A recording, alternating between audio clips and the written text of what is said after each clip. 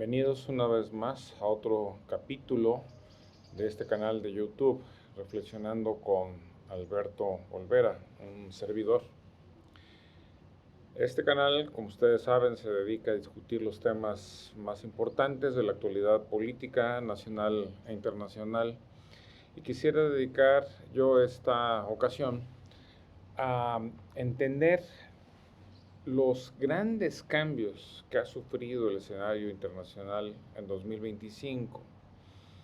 Cambios que se han venido a manifestar con toda claridad en la cumbre de Davos, Suiza, que acaba de suceder hace unos días, en enero, y un lugar en el cual el presidente norteamericano Donald Trump hizo un show o una serie de shows que terminaron de poner en claro lo que aparentemente pasa por su mente, y además hubo también respuestas muy claras, contundentes e inteligentes de varios políticos y intelectuales e incluso empresarios del mundo que han tratado de aclararnos lo que pasa.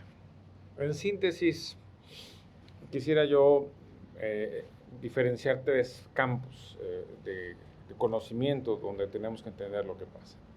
Primero, el orden político internacional ha sido completamente trastocado por Donald Trump.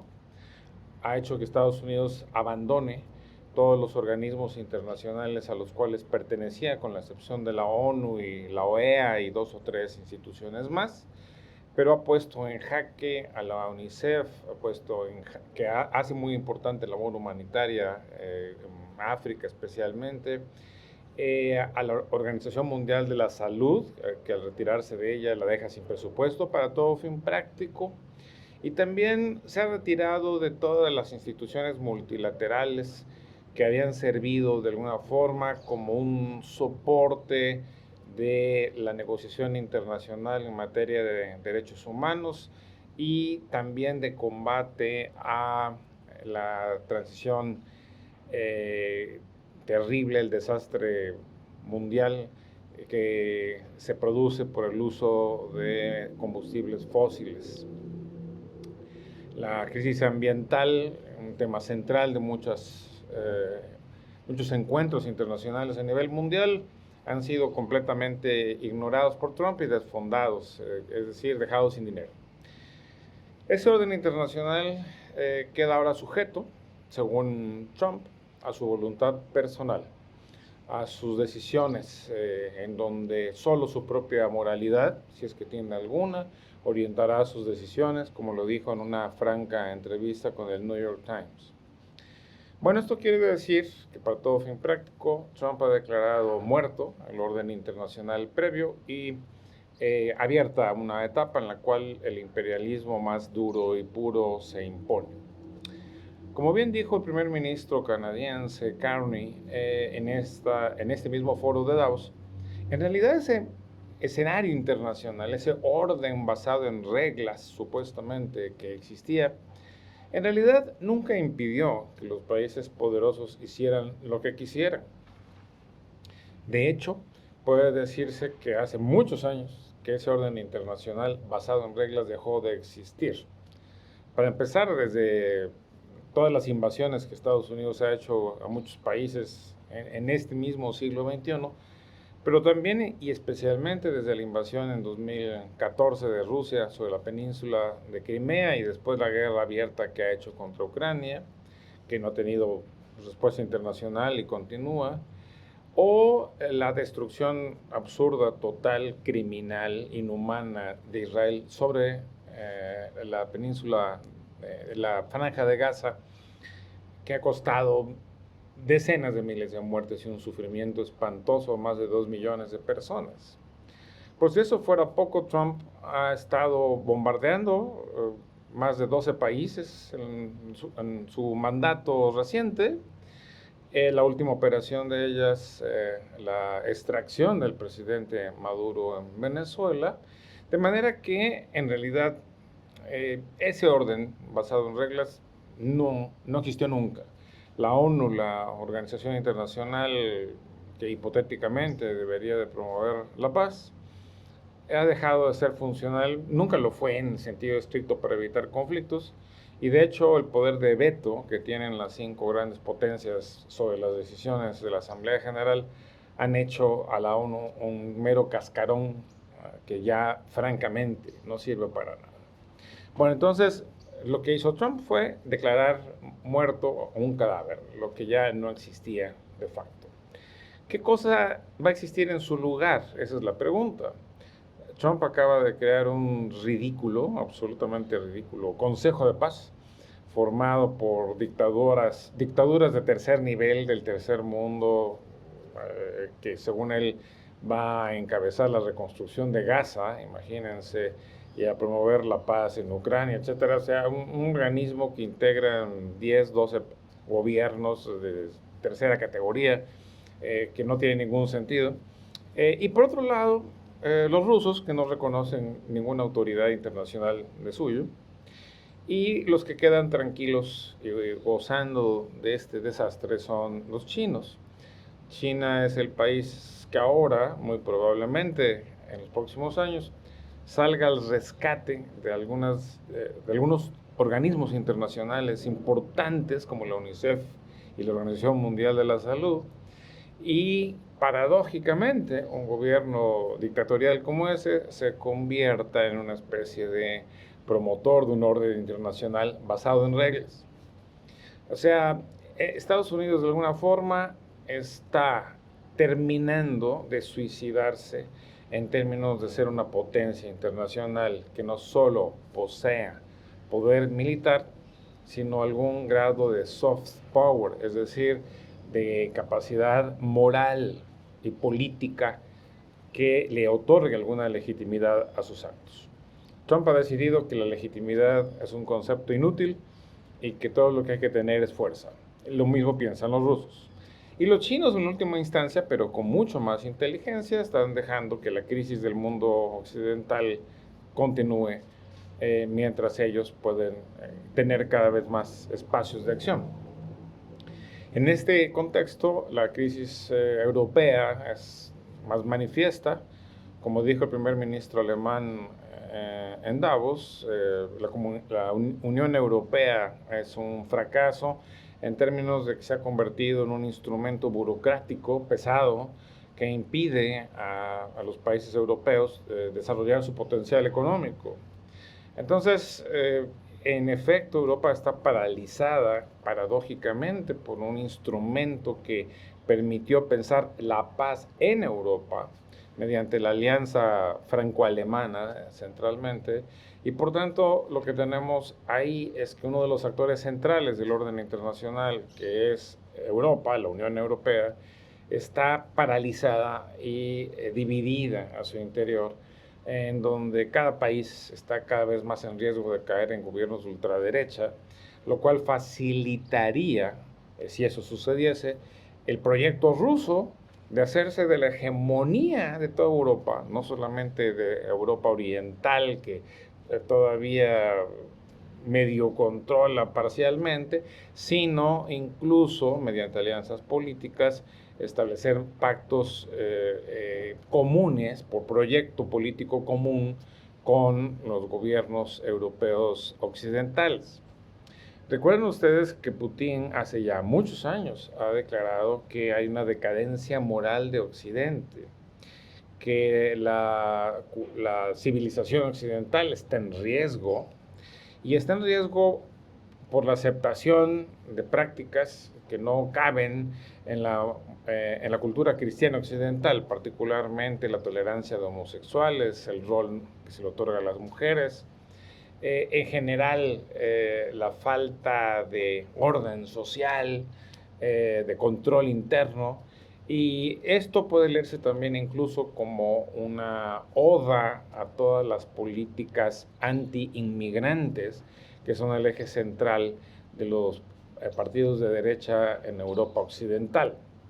Es decir, la política de Putin, ultraconservadora y con aspectos fascistoides, es decir, esta idea del control de los diferentes el combate a toda forma cultural que cuestione el patriarcado y el poder, digamos, omnímodo de los estados, va a quedar muy bien aliado con los gobiernos de derecha que pudiesen llegar, tanto en la Gran Bretaña como en Francia, e incluso en Alemania, en los próximos años. Entonces, existe un riesgo, si la Unión Europea no reacciona con rapidez, de que los rusos se queden con una parte de Ucrania por lo menos, a través de usar una especie de soft power unido a sus capacidades militares, vayan encontrando más y más espacio político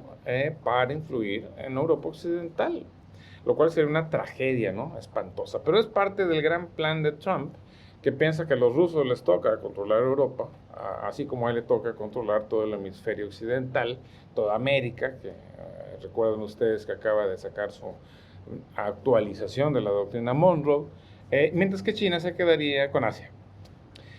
Bueno, eso es en el plano internacional, es verdaderamente asustante, un pacto de poderes sin ningún ejercicio de diplomacia internacional, sin instancias internacionales operativas y por tanto un cambio fundamental en el discurso, no en la práctica, pero sí en el discurso de las relaciones internacionales. Junto a esto tenemos otra cosa que es importante mencionar.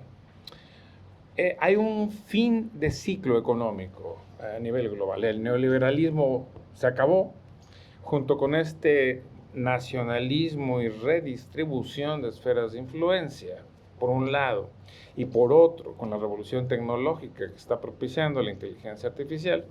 Lo que tenemos ahora es un nuevo reto a nivel global de avance diferencial, digamos, en la implementación o uso de la inteligencia artificial en las economías, una nueva división internacional del trabajo que se está procurando reconstruir, y junto con eso entonces nuevas tensiones por el nuevo reparto del poder económico.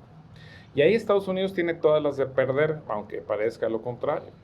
Estados Unidos, recuerdan, que está tratando de volver a llevar a su patria las fábricas que se fueron a China y a México y a Canadá por tal propósito, y al mismo tiempo ser el campeón y el que avance primero en la revolución de la inteligencia artificial. Bueno, sobre el primer aspecto de traer de regreso las fábricas a Estados Unidos, inviable, no se puede hacer. No hay manera de hacerlo por razones económicas del capitalismo mismo. Son los propios capitalistas norteamericanos los que propiciaron el neoliberalismo y la globalización económica que les permitió usar en su provecho los bajos salarios de Asia y de México, y que por supuesto necesitan que ese patrón continúe porque como quiera hay una competencia internacional económica y sobre todo una competencia con China, y por lo cual necesitan que sigan habiendo una buena relación económica internacional y sobre todo que se conserven sus áreas de influencia, particularmente el caso de México, donde necesitan los bajos costos y la nula regulación ecológica que hay en México para continuar sus negocios. El primer aspecto del proyecto trumpista está totalmente destinado al fracaso y eso puede costarle políticamente. El segundo, sobre la revolución tecnológica de la inteligencia artificial, está en veremos. Hay una exageración de los potenciales de la inteligencia artificial. Creo que hay por eso una burbuja en las bolsas de valores, sobre todo las de Estados Unidos, que están financiando con cientos de miles de millones de dólares la construcción rapidísima de centros de datos y de poderes de cómputo extraordinarios, que es lo que requiere la inteligencia artificial. Pero en esa carrera están pasando por alto los gigantescos costos ecológicos y ambientales que tiene la inteligencia artificial, que necesita una energía monumental para operar, necesita agua en cantidades inconcebibles para enfriar los servidores, Y toda esa infraestructura no está disponible en la escala necesaria, ni siquiera en Estados Unidos. Y por otro lado, puede tener efectos colaterales de tal magnitud que puede poner en riesgo la misma operación del sistema. Imagínense que les falle por alguna razón la electricidad necesaria en uno de esos nuevos centros de datos y puede colapsar en ese sentido una parte, una sección de la interacción que tienen entre sí los centros de datos que tienen que trabajar juntos para impulsar la inteligencia artificial. Creo que hay un exceso en esto y esto pone en riesgo al mundo porque puede haber un colapso de las bolsas de valores que están infladas brutalmente por la burbuja de inversión que hay en materia de inteligencia artificial. Esto es muy probable que suceda y por tanto creo que ahí también hay un límite al proyecto trumpista y al proyecto norteamericano de su hegemonía total en materia tecnológica. Calladitos, los chinos están haciendo también lo mismo, haciendo sus apuestas en materia tecnológica. Allá no hay controles ecológicos, etcétera. Pero los chinos están aprovechando su monopolio sobre la producción de tierras raras, así se llaman, unos minerales poco comunes, que son, sin embargo, básicos para el desarrollo de las nuevas tecnologías, especialmente la inteligencia artificial y la nueva generación de armas guiadas por la inteligencia artificial. De manera que los chinos, bajita la mano, tienen una enorme ventaja estratégica en términos de que lo material, es decir, el uso de los minerales, ellos lo tienen controlado. Los minerales raros tienen el 80%, no de la producción, sino del procesamiento de esos minerales. Y le va a tomar muchos años a Estados Unidos lograr una capacidad propia de procesamiento de minerales raros. No es que no lo puedan hacer, pero les va a tomar 10 años, 15. Así que, mientras tanto, en ese lapso de tiempo pueden perder la carrera tecnológica. Entonces, la situación no es tan sencilla como parece. Pero en suma, lo que quiero reflejar con esto es que, uno, se acabó el orden político internacional que era de por sí precario y ahora estamos en una plena época de imperialismo descarado, dirigido además por un hombre verdaderamente loco, impredecible, que puede hacer cosas malísimas con consecuencias terribles. La locura de conseguirse a Groenlandia, de incorporarse a Canadá, también a Venezuela. Todo eso que no es viable y que no va a suceder, nos demuestra hasta qué punto el presidente de Estados Unidos verdaderamente no tiene los pies en la tierra y lamentablemente dirige a la gran potencia mundial. Bueno, entonces estamos en una época de transición en donde no sabemos realmente cómo se van a establecer las relaciones internacionales. Para nosotros en particular, para México, es muy grave esta situación porque nosotros estamos totalmente desprotegidos frente al poder imperial. No hay manera de defenderse de Trump. Y Trump tiene la necesidad de nosotros, porque le hacen falta a sus empresas la mano de obra barata, pero por otro lado también somos el punching bag, el saco de golpes para legitimarse internamente. Sigue con su campaña contra los cárteles de las drogas. México es muy débil en ese aspecto porque en efecto sí hay mucha influencia del crimen organizado en la política mexicana. De tal manera que aquí estamos corriendo riesgos por lo menos en este año 2026, que es un año básico que hay que sobrevivir de alguna manera. En noviembre del 26 habrá elecciones intermedias en Estados Unidos y ojalá que en esas elecciones los demócratas puedan recuperar la mayoría, por lo menos en la Cámara de Representantes, y si eso sucede, puede ser que se logre limitar un poco las locuras de Donald Trump. Pero mientras tanto, en este año puede haber cosas tremendas en América Latina, porque Trump tratará de acelerar todo lo que pueda su control sobre Venezuela, destruir el régimen cubano, que es el propósito central de Marco Rubio, su secretario de Estado, y controlar México en el sentido no solo económico, sino de restricción política, ¿no? Hay mucho conflicto de por medio en ese aspecto. Y mucha debilidad, por otro lado, de estos actores estatales, como Cuba, que vive una horrenda crisis humanitaria, que no tiene elementos para resistir, que se quedó sin el apoyo de Venezuela, donde la dictadura venezolana decidió someterse a Trump con tal de quedarse con el poder y ir resolviendo sus conflictos internos y no exponerse a ser sancionados personalmente en un proceso prosaico, digamos, de protectorado norteamericano sobre Venezuela. Ya vimos que la ideología no cuenta tanto, se sometieron rápidamente, de manera que Cuba queda realmente en una situación fragilísima políticamente hablando, además de que en efecto ella misma es una dictadura inviable, que hace años que debió haber dejado de someter a su pueblo a los castigos terribles que sufre.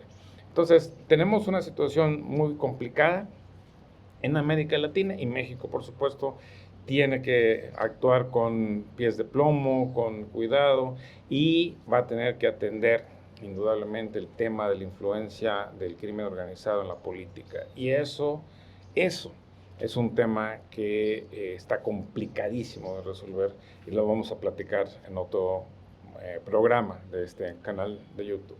Por lo pronto, entonces, el escenario internacional en este 2026 está en flujo. El imperialismo descarado de rusos, norteamericanos, un poco menos los chinos, pero todos ellos actuando ahora en un mundo sin reglas, con la imposibilidad de predecir qué va a decidir el señor Trump en sus locuras inmensas, y por tanto con grandes riesgos económicos, políticos, estratégicos, que marcarán el año de 1926. Así que estemos informados, estemos pendientes, la cosa está muy difícil, muy complicada, porque se suman entonces riesgos de guerras o de microguerras, de microinvasiones, de conflictos múltiples, el riesgo de una crisis económica real si colapsa la bolsa de valores por el rompimiento de la burbuja de la inteligencia artificial, y riesgos, por supuesto, en todo lo que tenga que ver con el reordenamiento que implicará la renegociación del Tratado de Libre Comercio de América del Norte. Recuerden que este año se tiene que renegociar. Y ahí Trump también nos tiene con una pata en el pescuezo, porque va a poder imponer condiciones muy duras, digamos, a México si no se sabe negociar. Y ahí, para finalizar esta reflexión, hay que decir que lamentablemente el gobierno de México no tiene el personal indicado ni en la Embajada de Estados Unidos, ni en la Secretaría de Relaciones Exteriores. Tenemos un aparato diplomático que no tiene el nivel que exige la gravedad de la situación internacional. Ahí, una vez más, un problema que plaga al gobierno actual, que es la baja calidad de su personal directivo, se expresa en toda su dimensión, y uno se pregunta en qué momento será que reaccione la presidenta para dotarse de mayores capacidades en un área estratégica como son las relaciones internacionales en un año tan crítico como este. Bueno, pues los dejo con estas dudas, que son muchas, y con la petición para todos ustedes de que estemos muy informados, muy pendientes, no nos dejemos confundir ni espantar de más, pero eso sí, estemos muy críticos sobre la realidad que vive el mundo y nuestro país. Gracias y nos vemos en la próxima.